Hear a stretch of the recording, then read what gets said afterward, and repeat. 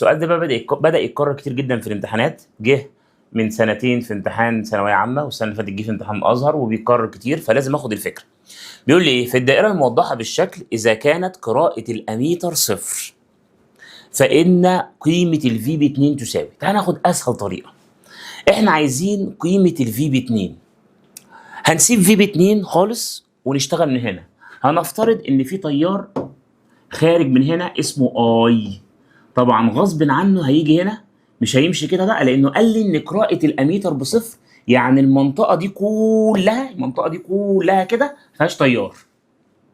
يبقى الاي هيمشي هنا، الاي هيمشي هنا، وبعدين هيعدي غصب عنه هنا ويلف هنا. يبقى انا هشتغل على الحته دي كده كانها دايره مستقله بنفسها. اقدر اجيب الاي بتساوي ايه؟ في بي على ار داش. الفي بي كام؟